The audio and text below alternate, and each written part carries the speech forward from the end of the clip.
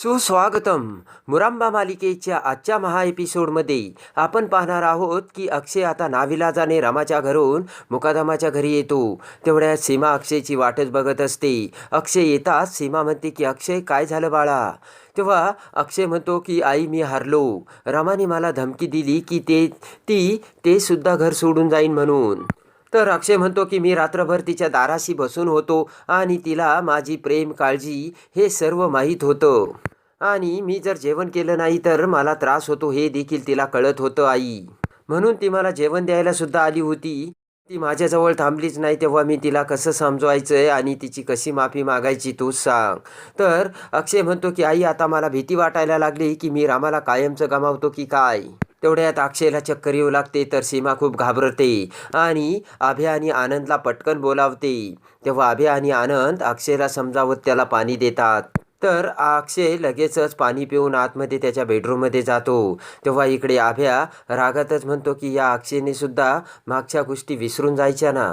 अभ्या म्हणतो आपलं चुकलं, आपण रामाला अगोदरच सांगायला पाहिजे होतं. सीमा म्हणते की आपण जर रामाला हे सर्व अगोदर सांगितलं असतं ती कदाचित ती समजूही शकली असती, पण आपणच तिच्यापासून हे सर्व लपून ठेवलं ना. अभ्या म्हणतो की पण रामाने समजून घ्यायला पाहिजे होतं, कारण ज्याला समजून घ्यायचं असतं ना तो कसाही समजून घेतो. इकडे आता सीमा हॉलमध्ये सोफ्यावर बसलेली असताना तिला डोकला लागतो आणि बसलेली असतानाच ती झोपते. तेवढ्यात दरवाजातून शशिकांत तिथे येतो आणि सोफ्यावर बसत म्हणतो की काय झालं, तुझी रमा कुठे गेली आणि टिवटिव बोलणारी तिची सासू काय करते. तर हसतच शशिकांत म्हणतो की कोण जिंकलंय, गेली ती निघून. आणि शशिकांत म्हणतो मीच जिंकलो. तेव्हा सीमा म्हणते की तुम्ही नाही जिंकलाय, कारण रमा अक्षय मुकादम माझी सून या घरात पुन्हा येणार. शशिकांत म्हणतो की ती आपली सून नाहीच आहे, आपली सून आहे रेवा अक्षय मुकादम. तेव्हा सीमा म्हणते की हे असं काहीच नाही आहे, कारण रमा अक्षय मुकादमाची गाठ वर्षाने बांधली. तेव्हा शशिकांत म्हणतो की आणि रेवा अक्षय मुकादमाची गाठ मी बांधेन. तेव्हा सीमा म्हणते की तुम्ही काही जरी म्हटले ना, ज्या नीतीमुळे रमा हे घर सोडून गेली तीच नीती रमाला या घरात पुन्हा घेऊन येणार. हे आपलं चॅलेंज आहे असं आता सीमा शशिकांतला सांगते. इकडे अक्षय आता टेरेसवर येऊन रमाच्या आठवणीत हरवून गेलेला असतो. आषाढी एकादशीला रमासोबत आपण कशी विठ्ठलाची मूर्ती घेऊन आलो होतो आणि रमाने आपला कसा किस घेतला हे सर्व आता अक्षयच्या डोळ्यासमोर येते.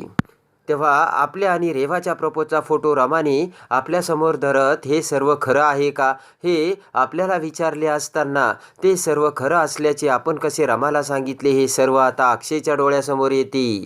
इकडे रमासुद्धा आता अक्षयची आठवण काढत असते. आपल्यामध्ये असा काही दुरावा आहे तो आता कधीच मिटू नाही शकत हे रमाचे बोलणे आता अक्षयच्या डोळ्यासमोर येत असते. आपण रमाच्या केसात कसा गजरा माळला होता आणि रमाच्या डोळ्यामध्ये आपण कसा ड्रॉप सोडला होता, तर रमा शेजारी झोपलेलं असताना आपण कशी झोळी हलवत होतो हे सर्व आता अक्षयला आठवत असते. आणि इकडे रमासुद्धा अक्षयच्या आठवणीत हरवून जाऊन रमाला सुद्धा झोप लागत नसते. त्यानंतर अक्षय हा त्याच्या बेडरूममध्ये कॉटवर झोपतो. तेव्हा अक्षय हा लगेचच रमा जिथे झोपत असते तिथे हात लावतो.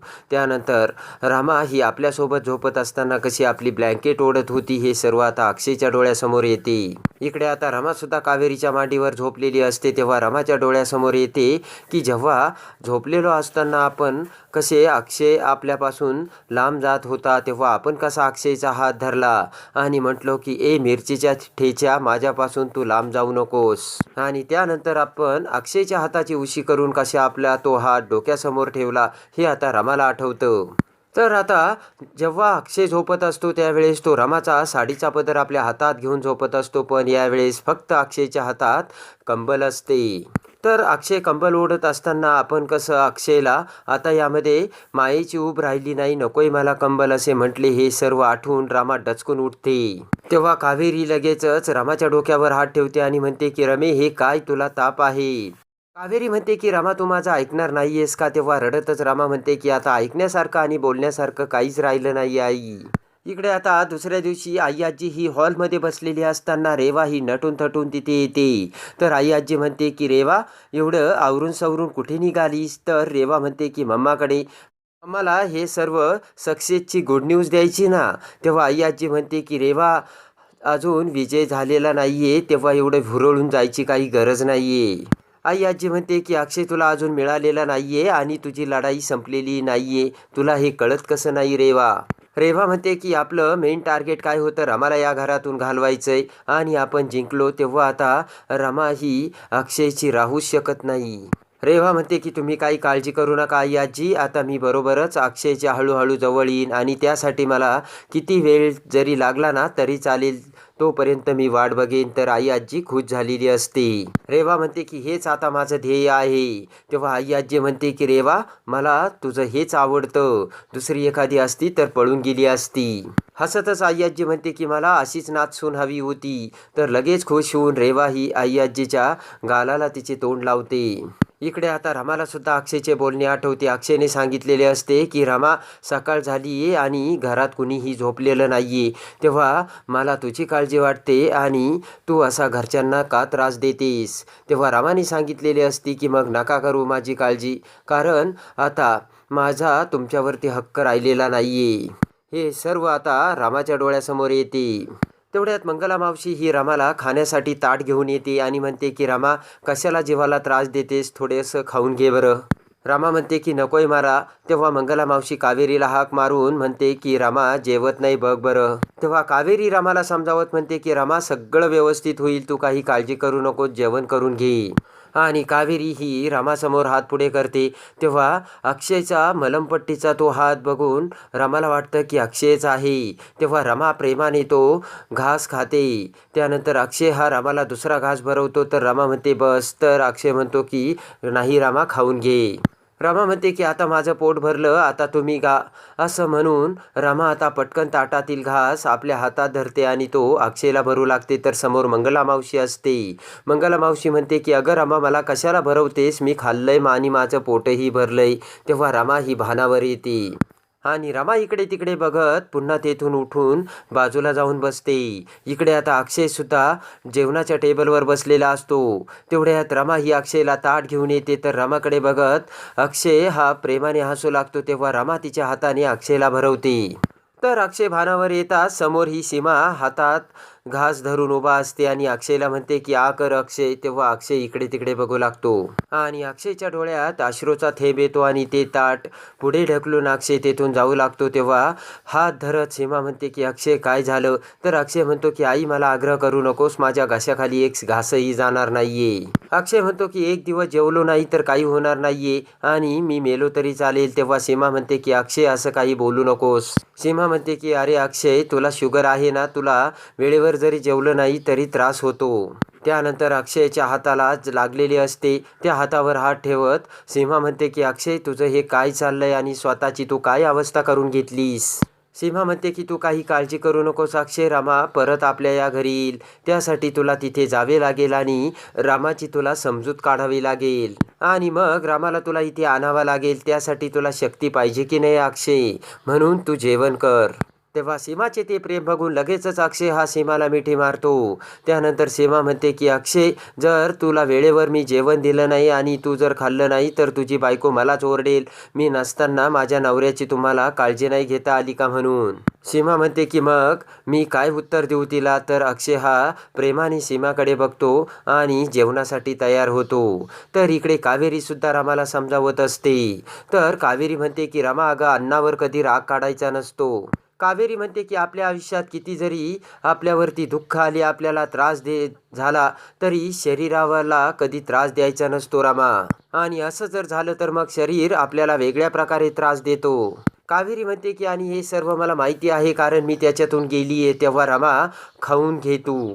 आणि लगेच कावेरी ही रामाच्या तोंडात घास भरवते. तेव्हा अक्षयने आपल्याला कसा घास भरवला होता हे आता रमाच्या डोळ्यासमोर येतं आणि तसंच रमा ही जेवण करते. तर रमाच्या डोळ्यात पाणी येतं. तेव्हा मंगला मावशी म्हणते की रमा रडू नकोस. तेव्हा रमा साडीच्या पदराने डोळे पुसते. तर कावेरी म्हणते की रमा आता काय झालं.